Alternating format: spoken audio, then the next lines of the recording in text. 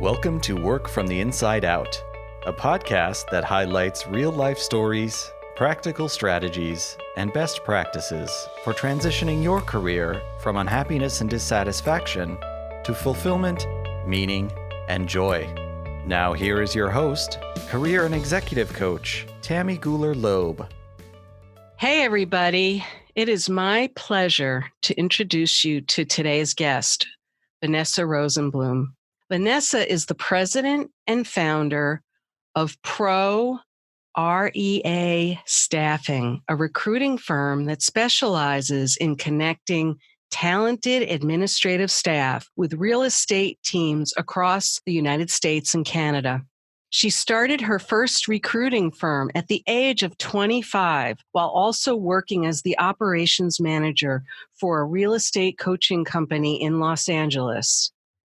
She saw a need to provide a higher level of training, support, flexibility, and leverage to the real estate agents her coaching company served.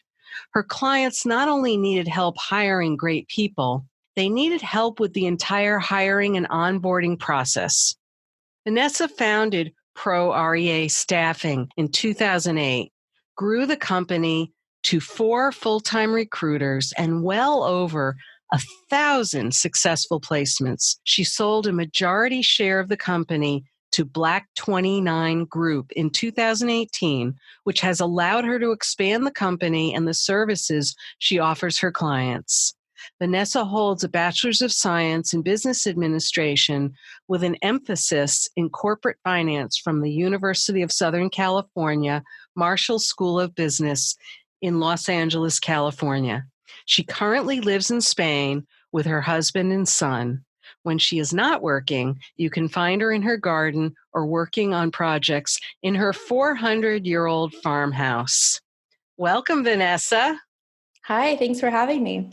This is really fun. I always love talking to people in different time zones in other countries. And I love, when we talked before the interview about what your life looks like in Spain and how you run your business and how you manage to really have a very full life, both personally and professionally. And as this is a podcast about career transitions, I think one of the keys to people making transitions that are both meaningful and fulfilling for them is also creating a life that feels right to them.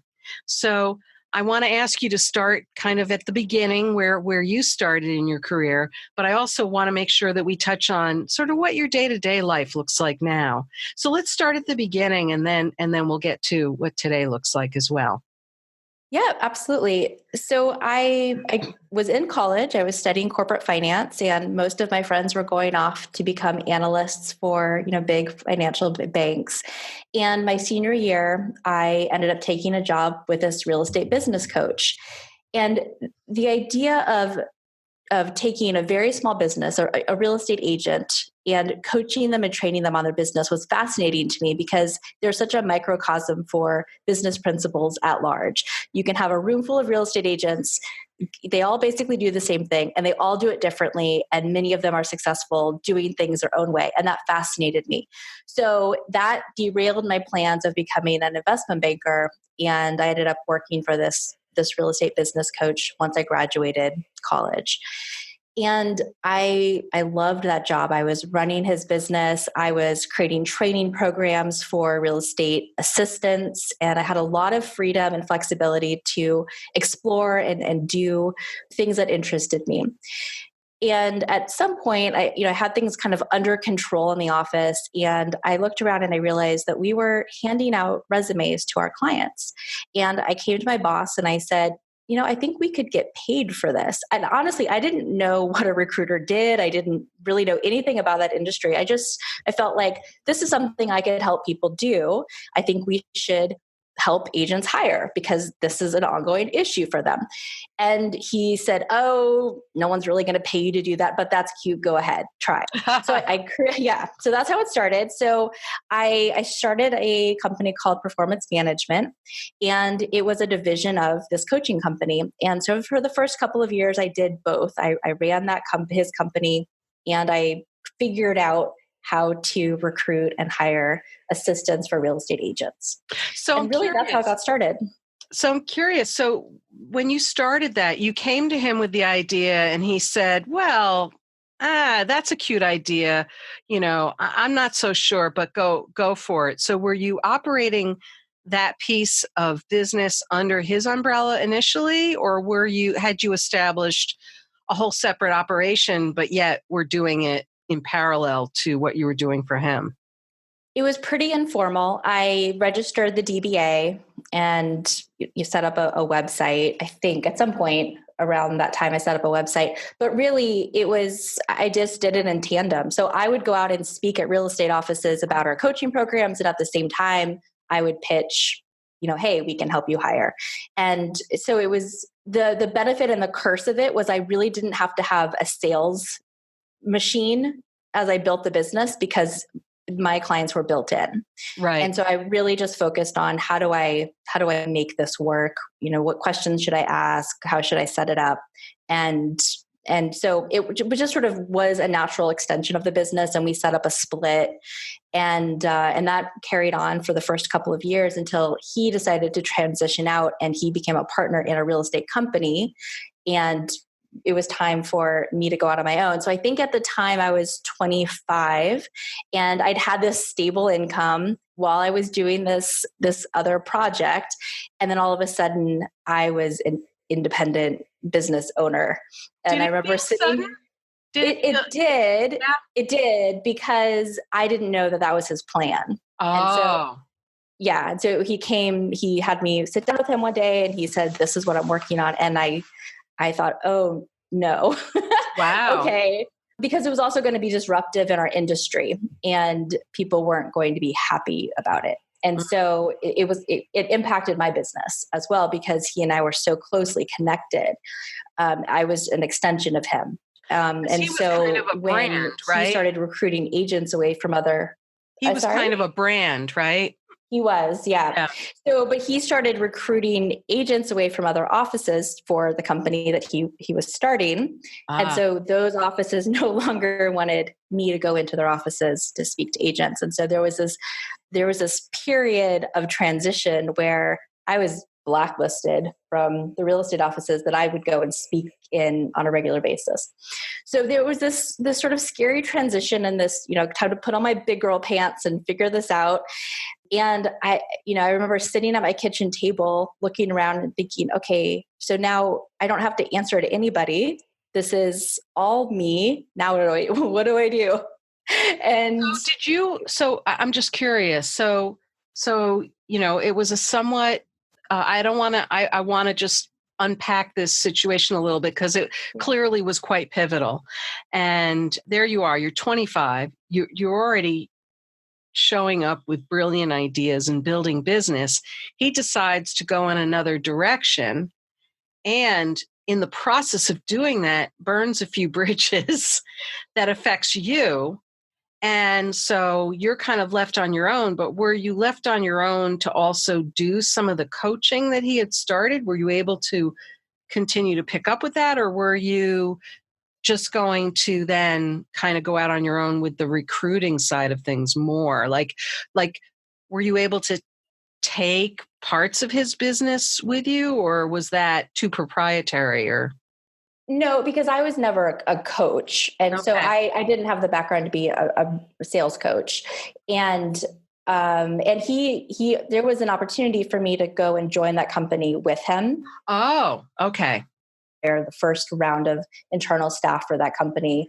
But I really always wanted to work for myself. And so this was, I was a little bird pushed out of the nest, there you go. It was time to make it happen. But it was scary at first. And then, it slowly got easier. I figured out what I'm supposed to do every day and how this is all supposed to work. I got an office in Beverly Hills and kind of got things up and running full time. But it was a time to grow up. Kind of, it was a push forward.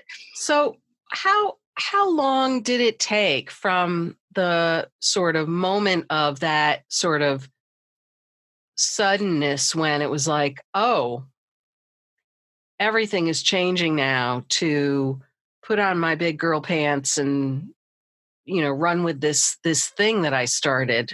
How much time did you spend sort of reformulating things, I guess, if that's the right word? I think it happened fairly quickly. I mean, I feel like within 6 months, Okay. I pulled it together. I had an office. Was back in people's good graces. People found out that I was on my own. And so that helped.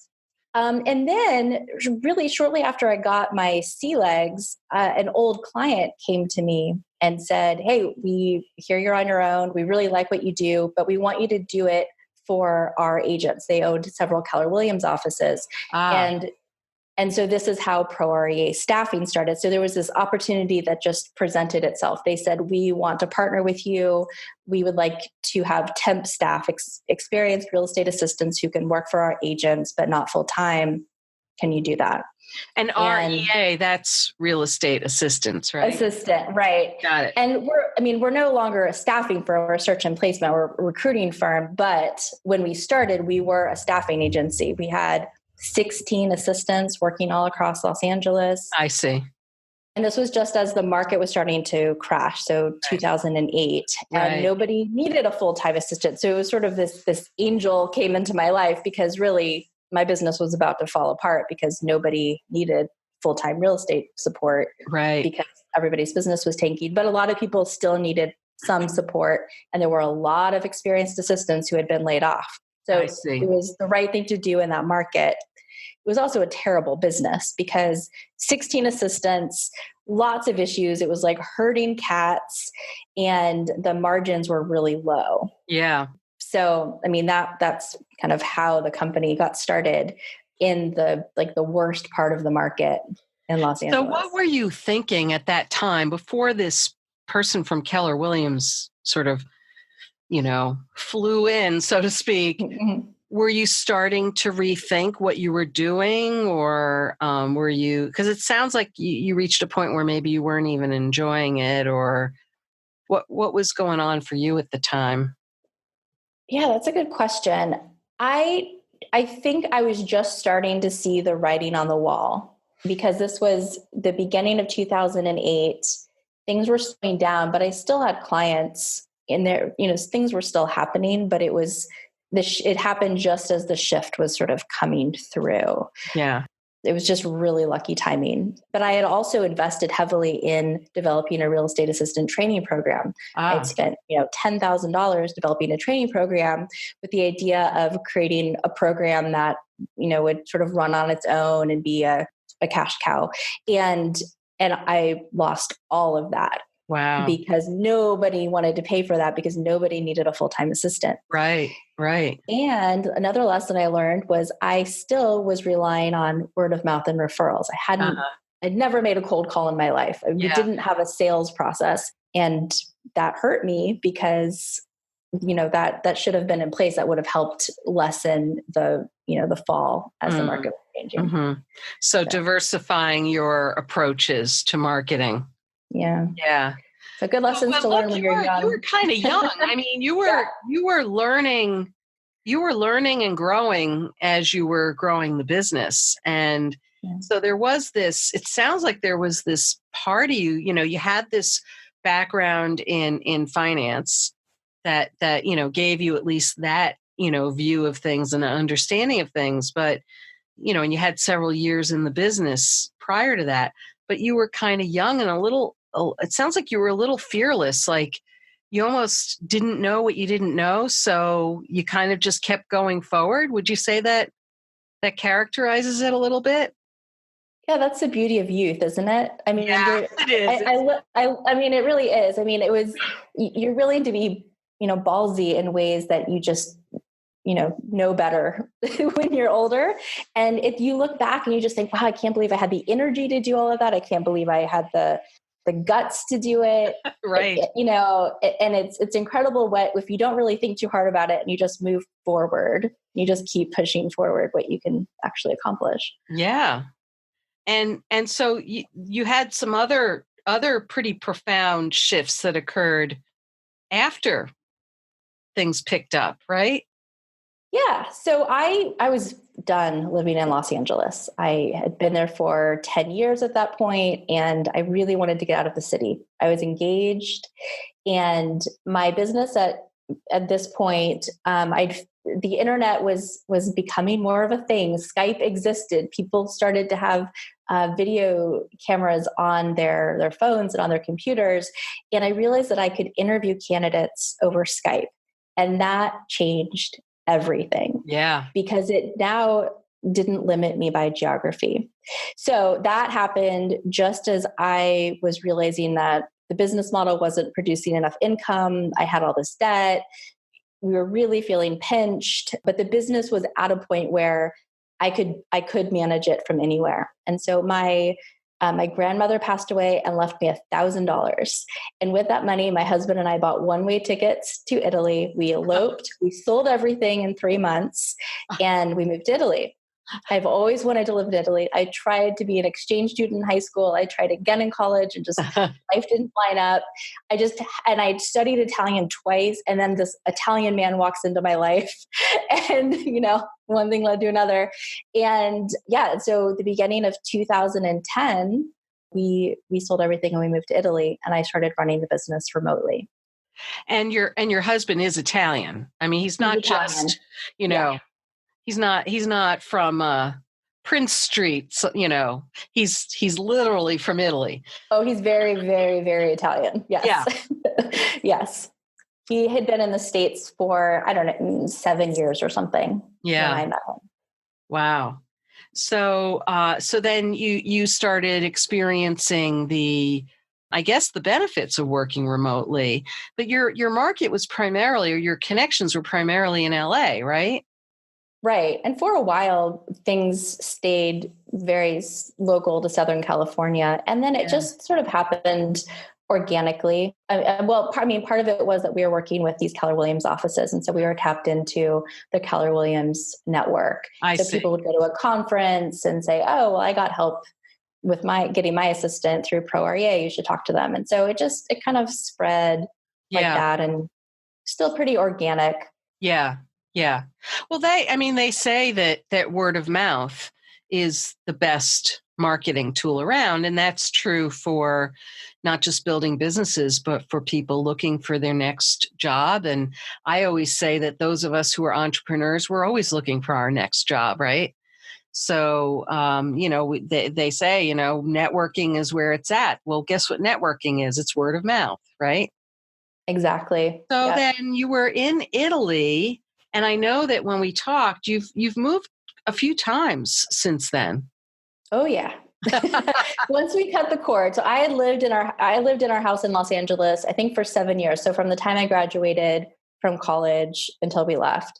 And once we cut the cord and sold everything and moved to Italy with a couple of suitcases, it got a lot easier to move again. But that first move took a long time. It took years before we actually did it. And then, so we lived in Italy for a year. We lived in truly the most cliche environment you could imagine. We were in Tuscany, surrounded by sunflower fields, living in an old monastery that had been converted into apartments. My husband worked at this luxury resort. We were about an hour outside of Siena. And I spent my days walking through the countryside, foraging for wild fruit that grew everywhere, and making fresh noodles, pasta, and working in the evenings, to be on because of the US time difference, right? Right. And it was fantastic, but it was also very isolating. I bless his heart. Every man in my life has tried to teach me how to drive a stick. It will never happen. I can't drive a stick. So I couldn't drive, and I was stuck in the country, and my Italian to this day is not that great, but it was really bad back then. And so a year was good, but it was time to move on. And my husband really was looking for what was next. He's a chef. Which, again, like how cliche, right? I married the Italian chef and moved to Italy. But he was growing in his career, and for him, we needed to move to where the job was. And before we left Los Angeles, my bucket list of places, if I could live anywhere in the world, I wanted to live in Italy, Costa Rica, and Sonoma, California. Those were my places. And my husband's one place was Hawaii. Aha. So we were in Italy trying to figure out where we wanted to go next. And he found a job in Costa Rica, and it was a chance to revamp a restaurant. And he was getting to the point where he was starting to work as a senior chef. This would be his first executive chef experience. I think I could be off by one job, but he was going to be career trajectory, right? Exactly. And you could work from anywhere. Yeah. And I was back in, US time zone. So that sounded great. And so we moved to Costa Rica without ever having that. I don't care how fabulous everybody thinks a place is. You have to see it first before you move. So we moved to Costa Rica. My husband pictured it as if he thought it was going to be like Hawaii. I knew it was going to be, like a emerging economy and all of that. But so it wasn't a good fit for us. We were there for 6 months. He did the revamp of the restaurant. Yeah. And at that point, we either had to decide to stay out of the US or we needed to go back because he had received a 2-year extension on his green card. And we were coming up on the deadline. So we decided to come back to the US. And I was really heartbroken about that. I love living outside of the US. I love the challenge of it. I love being outside of my element. And I didn't want to go back. Yeah. But the compromise was if we went back, we would go to Northern California. I see. And so we found a job in Sonoma. Aha. So I got to live in my third bucket list place, right?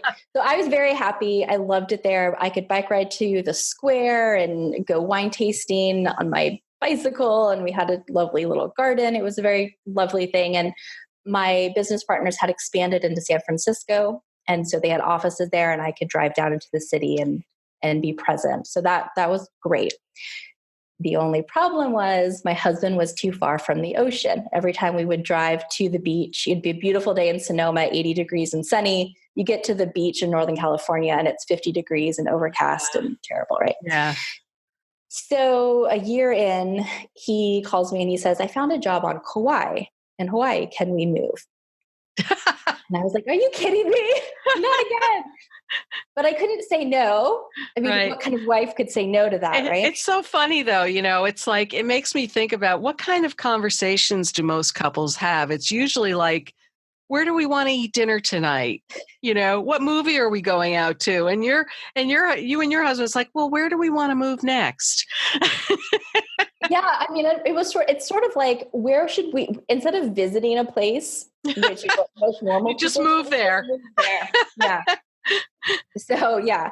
So we moved to Hawaii. We lived there for 2 years and we loved it. It was fantastic. He ended up opening another restaurant. I became pregnant with our son. Everything was good. And then his restaurant, the bookkeeper was embezzling money and there was a tragedy with the owners of the restaurant and his check started bouncing. Oh no. And I was pregnant and I know. And we were like, well, how many Italian chef jobs are there on Maui? I mean, there's maybe a handful and he was highly paid and our life depended on his income. Right. So we knew we had to leave. And we were out of bucket lists. Like we'd lived everywhere we'd wanted to live. Right. And we looked at each other and we said, well, where should we go? And I said, well, I've lived in the Midwest. I definitely don't want to go back there. I grew up in Iowa. I said, well, we've never lived in the Northeast. Let's try Boston. Just out of the hat. I mean, truly, it was just, let's try the Northeast, whatever. So my husband found a job. Fortunately, it's quite easy for him to find work, as you can tell. And so we moved to Boston. I was about 6 months pregnant. We moved there in the fall. I didn't even own a pair of closed-toed shoes. I'd been living in Maui for so long. So, and you're a shock. I mean, a weather shock, but a culture shock between Hawaii and Boston. It's pretty extreme. It was pretty extreme. Yeah. So that was 2014 to 2015, and you're from Boston. That was like the snowiest winter on record. I learned to knit that winter. I didn't leave the house much either. So my son was born in the middle of a snowstorm in Boston, and so basically the company my husband was working for had wanted to revamp a chain of Italian restaurants. They got through the first one, realized they'd overspent by a mile and decided to put the project on hold. Oh boy. So after a year, they let my husband go. And again, we looked at each other and we said, well, we definitely don't want to stay here. Now what? And so it still really needed my husband's income because I had hired extra people to cover me. I methis is one of the huge downsides of being a business owner. I got a week and a half of maternity leave before like the hit the fan. Sorry. Yeah. And I had to get back to work. Yeah. So we decided to move closer to my family in Florida. We were just, I don't know, let's just move close to family. That sounds like a good idea. Now that we have a child, all my family's in Florida. Right. And so that was not really well thought out. I've lived in Florida and I knew I didn't really love it. We ended up in Orlando. My husband was working for the JW Marriott at Disney. And it was a perfectly lovely existence. We lived in a beautiful, community and a lovely house, and we had a lovely nanny and we had all the stuff, but it just really wasn't us. Yeah. It was almost too easy. Anybody who's been to any nice part of Florida knows, it's all the shopping you could ever do. Right. Everything is easy, but it's very, very vanilla. Exactly. Yeah. Yeah. I know it. Yeah. Yeah. So no offense to any listeners who live in Florida. Sorry. Honestly, and my family too. The people I know who live in Florida, they love it. They like it because they appreciate the ease of life there. It's not for everyone. I go down there several times a year, and there's an ease about it. But clearly hearing your story, right, about various choices that you and your husband have made together, that is not the lifestyle you're looking to live. Very clear. Very clear. Yeah.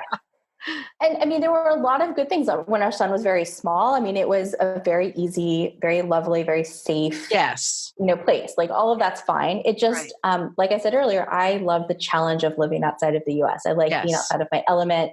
There's nothing about being outside of your element in Windermere, Florida. Right. So, So my husband finally got his citizenship.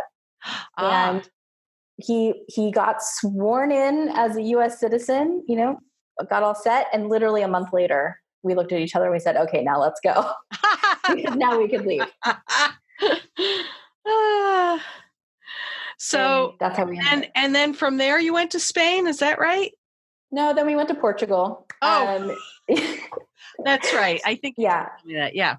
Yeah. So we sold everything again. My poor family, they're never going to buy me anything ever again. Like the brand new vacuum cleaner and the new, everything was like 2 years old. Right. So we had friends who had moved to Lagos in South Portugal, and they said it was lovely. And so again, we moved sight unseen to Portugal, and our son was about 1.5 years at that point. And it was great to see our friends. It's a really lovely port, like little town, but it was of having to learn another language. He speaks Spanish, she speaks English, she speaks Italian. He really didn't want to learn Portuguese. Portuguese is, yeah.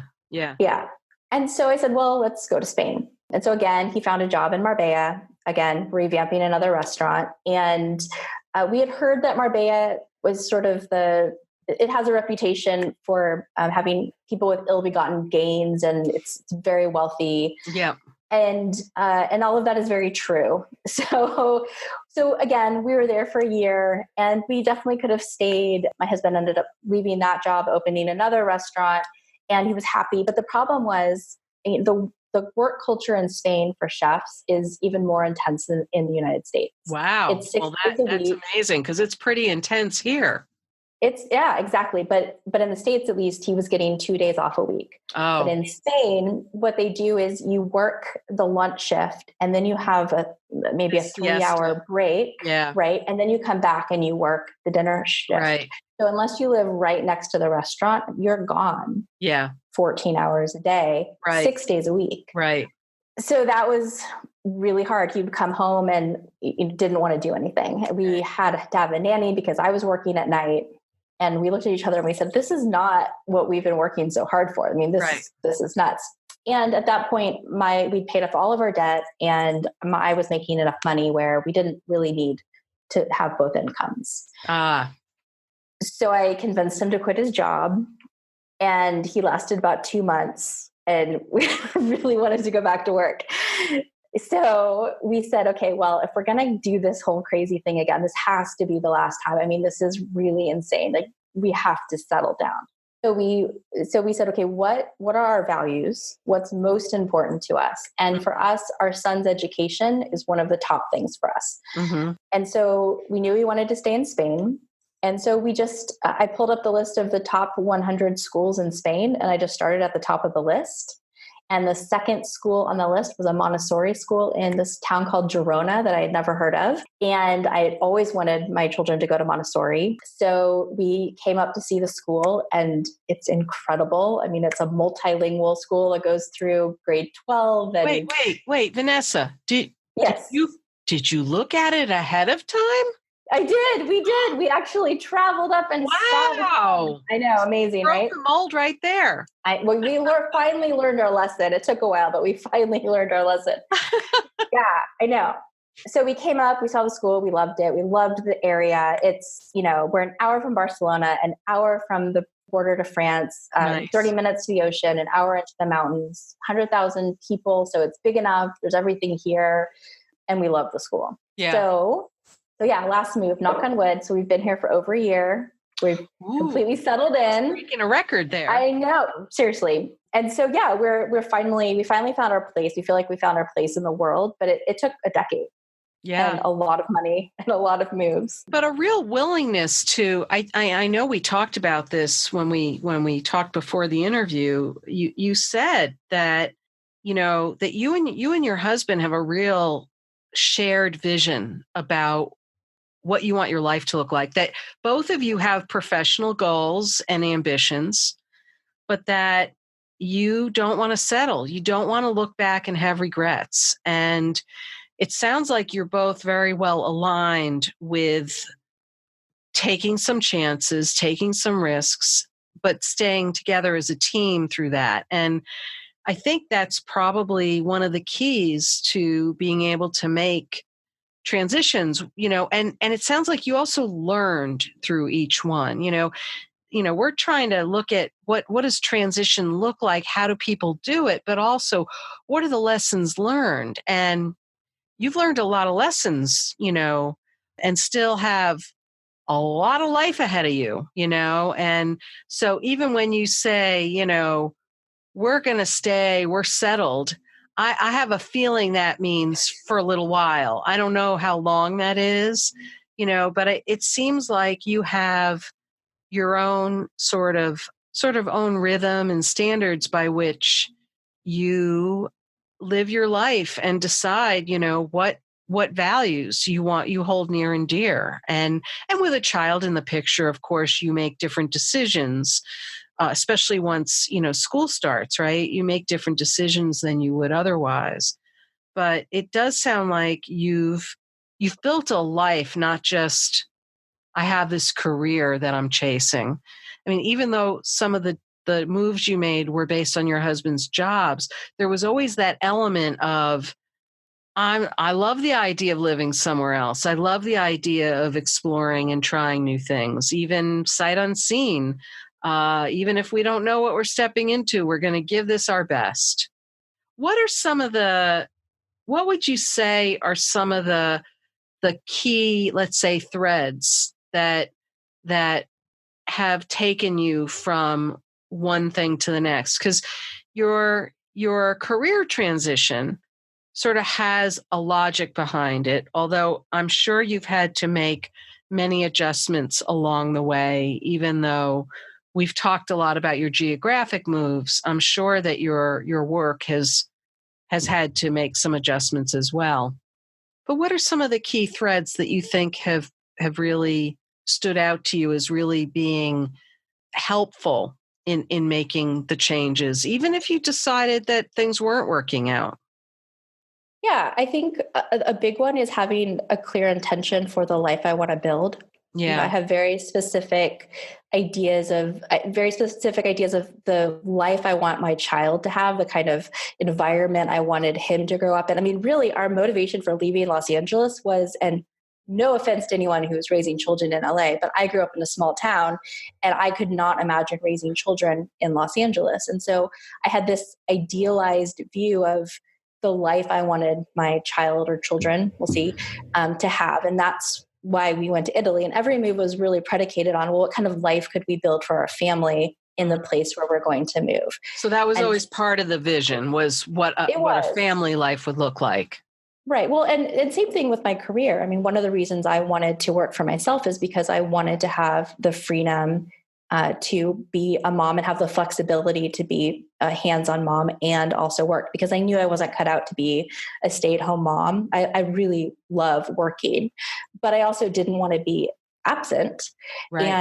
And so that's another reason why I feel like I really front loaded my work. My early 20s, really through my entire 20s, I really focused on my career.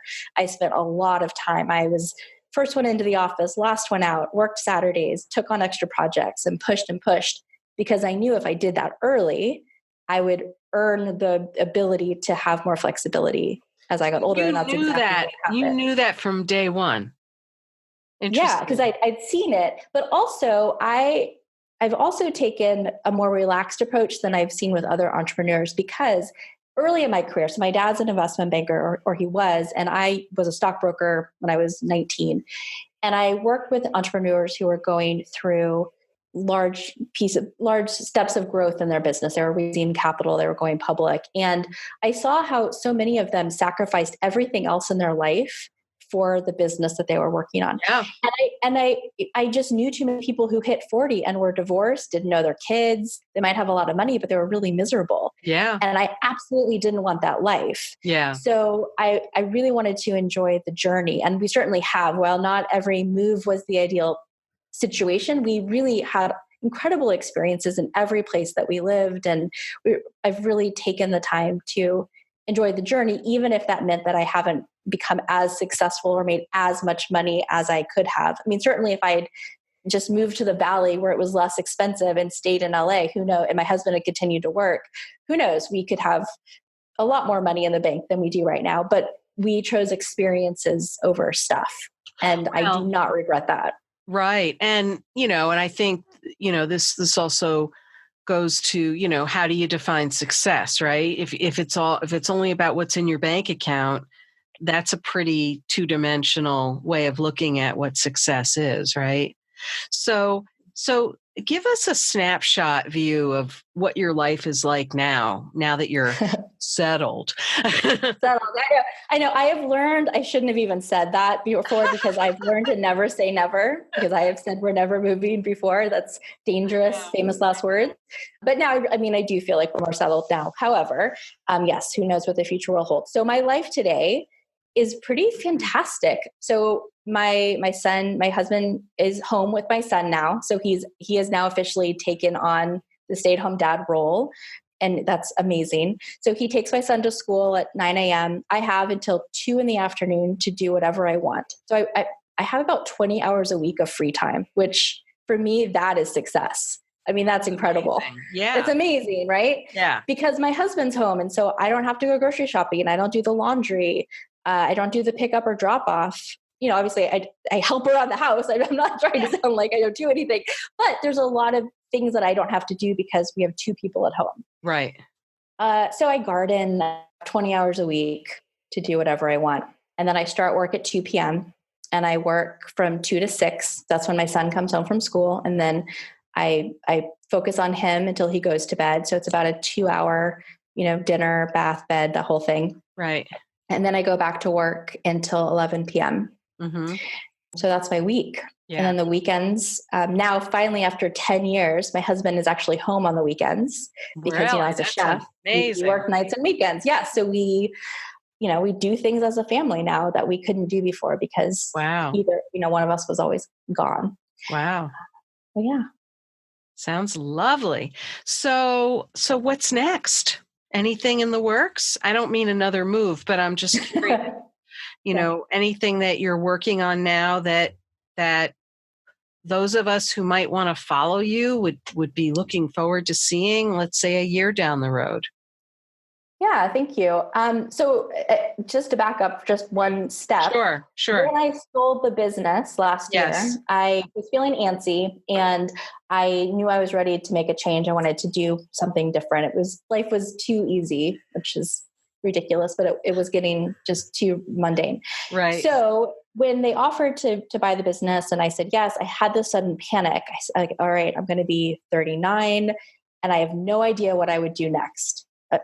For the first time in my life, I didn't have like a 10-point action plan for my life, because I just thought, well, if I could do anything, right? I'll have some money in the bank, freedom. What am I going to do? And I freaked out. And so I had to go through this whole process of just letting go and being okay with not knowing what's next and just being open. And it was this very Zen. I practiced yoga. And so I really had to tap into that, just be in the moment, present, breathe. It's okay. You don't have to have a 10-point plan for everything. Relax. And so what's come out of that is me being willing to step out of the shadows a bit. Because I've worked remotely for so long, it's very easy to just get comfy in your yoga pants and hide behind your computer. And so I've forced myself to start making video content for the business. I'm doing more speaking. I've launched a podcast, and I'm getting to focus on sharing what I've learned over the past 15 years of being a recruiter. And I'm really loving that. And I'm connecting with more people to kind of share ideas and create content to help people get to the next stage in their business. I mean, what you and I do is similar on some levels. Yes. I help people get to their career just physically, like here's where you should go next. Well, you help them decide how to make that transition. So what's next for me? I'm working on a book on how to hire and grow a real estate team. And like I said, I'm launching this podcast and I'm creating more content for our YouTube channel. And honestly, I'm just open to whatever's next. Yeah. I don't know. But I'm going to do things that are interesting and I'm going to add value and I'm just going to keep moving forward. And I'm okay with not knowing exactly where I'll be or what I'll be doing 2 years from now. Well, it sounds like you have a few things in the works already. So yeah, so we'll see where that leads. You know? Yeah, exactly. So if people want to learn more about your work and what you're up to or listen to your podcast, what's the best way for them to find you? Yeah, so our website is proreastaffing.com, and that's where you'll get the basics. If you're looking for more content, we have a pretty active YouTube channel, so youtube.com/Pro REA Staffing. Great. That would be another place to check out. And everything that that you're talking about here, other social media handles, everything we'll have in the show notes available for everyone. So if they're interested in learning more, they can do that. Great. Well, Vanessa, this has been, I don't think I knew we were going to take a trip around the world like this, but this was lovely and it was fun. And thank you so much for spending this time with us today. So thank you. Thank you. Yeah. Thank you. I hope you enjoyed my interview with Vanessa Rosenblum. It was great to speak with her and learn about her professional and personal journey, along with the interesting insights that she has developed in her career. What is your key takeaway from our conversation? Is there something you'll put into action this week that you'll benefit from for years to come? Share what resonated with you in the show notes at workfromtheinsideout.com. Look for episode 027. That's also where you'll find all the links and resources from today's podcast. Are you thinking about what's next for you? Ready to consider your options or begin a process of exploration to get the clarity, energy, and plans you need to move forward? I am piloting a small group for 4 to 6 professional women who are curious, willing, and ready to engage in a 3-month program that offers the information, inspiration, and support you need to get where you are going next. Cohorts are beginning in mid-June and in mid-September 2019. I do have 1 spot remaining in June. Summertime provides an easy time for reflection and the opportunity to look towards the future. By the completion of the group, you will be refreshed and ready to take on new endeavors. Are you interested? Let me know if you have questions. Contact me through my website or via email, and we will schedule a conversation to explore the possibilities. If you enjoyed this episode with Vanessa, Please share it with your friends and colleagues. And don't forget to subscribe so you don't miss next week's show. Remember, subscribing is always free. Are you enjoying the podcast? I'd love to read your review on Apple Podcasts. It's easy to find my page at tammygulerloeb.com/Apple. Thanks for listening. And remember, it's never too late or too impossible to increase your sense of fulfillment and satisfaction in your work and other meaningful activities. Let me know how it's going for you. And who knows, maybe you'll be my next interview on this podcast. Bye for now. Thank you for listening to the Work from the Inside Out podcast. For more information, you can find us at www.workfromtheinsideout.com.